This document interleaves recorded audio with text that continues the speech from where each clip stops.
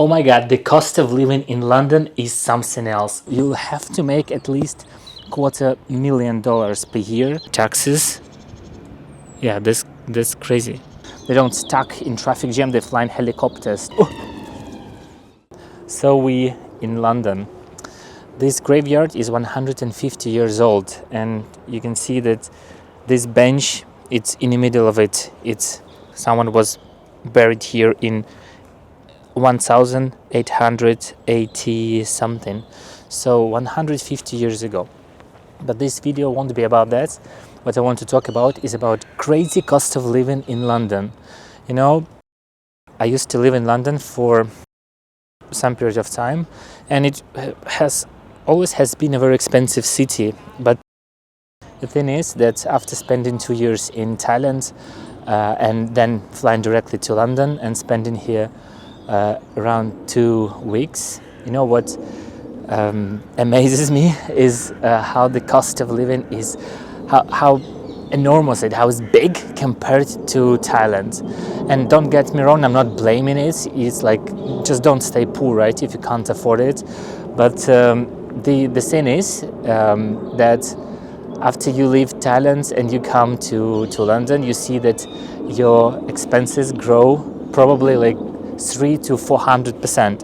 And just to give you an example about the, I don't know, recent purchases, so in total, in last 2 weeks, even though we're going to stay for 1 week more, but the bottom line of all my spendings during the 2 weeks is more than $6,000 just in 2 weeks. So if I would continue to live life like that, so I would have to spend $12,000 per month. This is including the rent, of course. However, it's of course saying that to live the lifestyle when you buy everything you want, you do not have like extensive budgetings, which I'm sure most of Londoners actually have. So to give you a brief understanding about the prices, so the transport increased, I guess, in the last few years. We live in zone 1, so we do not travel a lot. So it's about, I don't know, 5 to 7 stations usually. For one person, 2 ways tube, which is underground or subway in London. Ticket for one person is $10 underground. And for 2 person, it's $20, just if you want to get somewhere and then return. And I have no idea how much people who live in zone 3 or zone 4, how much they pay for their commute to work every day. It's a very big culture about pubs and drinking, which is, you know, the taste of beer here and the number of all the sorts of beer. Whoa, that's impressive. This is what I've been missing in Thailand a lot, because in Thailand most of beer is actually piss. So the average price for 1 pint, for 1 glass of a beer, is $10. For 2 person, it could be around, I don't know, $50 just per night. The coffee also is crazy. It's about $5, and the bubble tea my girlfriend likes to drink is $7. Can you imagine this just for drinks? I would need to spend and respectively earn around $12,000 per month, so it's $144,000 per year. And taking into account that the average tax rate and it's a T rate, the more you earn, the more you pay with your taxes. I would say that you'll have to make at least $250,000 per year to afford the lifestyle I used to live during these few weeks. Yes, and here I want to say that the lifestyle I lived isn't fancy, so you don't get the impression that I lived, I don't know, spending tons of money in the luxury nightclubs. No. So most of the time we actually ate at home. My girlfriend cooked for us. So we went for groceries and came home. And every morning we had breakfast at home, lunch and dinners. Very rarely we go out. The only, I would say, luxury things I've done, the first is the visit of the visit of Chelsea game with a hospitality ticket, which cost around £800 for 2. And the second one, we visited a very luxurious nightclub in Soho and spent around £800 there too. But this wasn't included in the budget, in the spendings of the first 2 weeks. So don't get me wrong, this not the spendings of a luxury life. And the funny thing about that nightclub we visited, so the bottle of vodka, small bottle of vodka, cost there £600. But after all charges on top, like performance charge, cover charge, no idea what it actually meant, brought the total to 750. And after the tips of 15% included on top of it, the total is 861.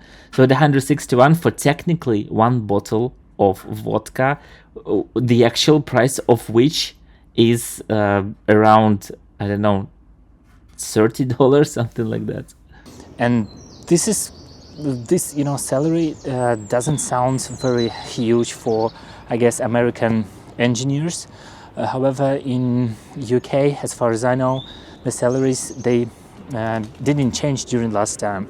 And the cost of living in London, I would say it's pretty similar to cost of living in New York or LA.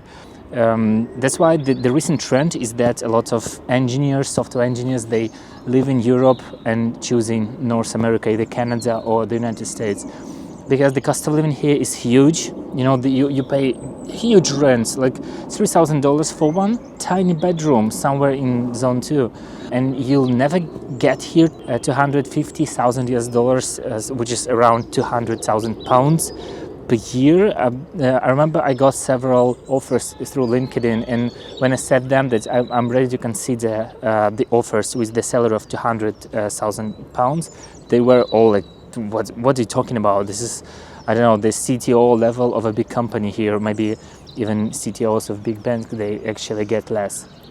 Also, I must say that around me I see a lot of people who definitely got like lots of money, many Porsches, Ferrari, like vintage cars driving around. So it's definitely a city where very rich people live. So it's not hard to blame, the circumstances, the government, or any external factors. So a lot of people here, they fly in helicopters. They don't stuck in traffic jam. They fly in helicopters to City or Canary Wharf, and I don't know, back to where they live.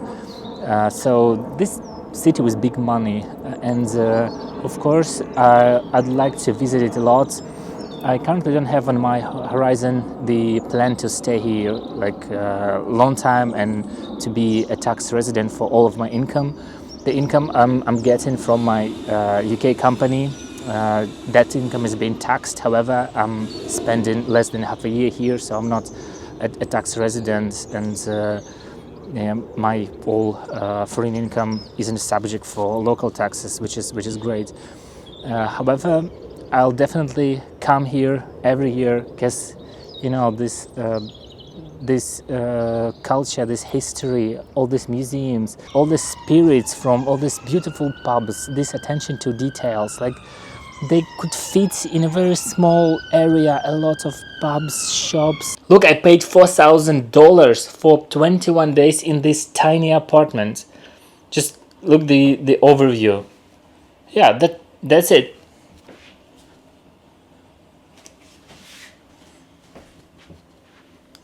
You're shocked or not? No.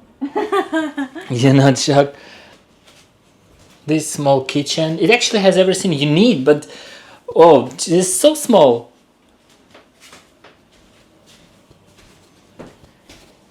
Yeah, with the bed on the second floor, where you can't even stand straight.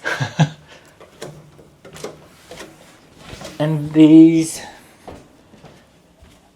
bathroom. The bathroom is pretty spacious, I must say, comparing to the rest of the apartment.